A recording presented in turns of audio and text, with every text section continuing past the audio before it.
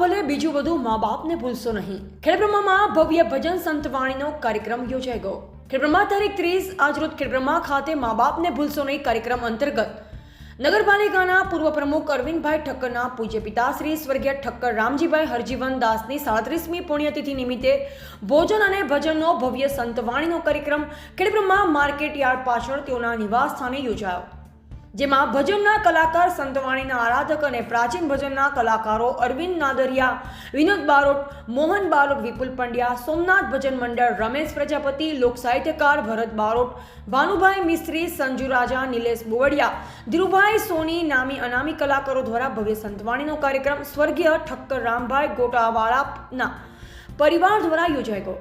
જેમાં સંતો મહંતો પણ ઉપસ્થિત રહેતા લક્ષ્મીપુરાના સોહમપુરી બાવજી માણેકનાથ મંદિર, શ્યામનગરથી મનોહર દાસ બાપુ, કાનપુરથી ગિરનારી બાપુ, પરોયાથી દીનાનાથ બાપુ તેમજ મોટી સંખ્યામાં લોકો હાજર રહ્યા અને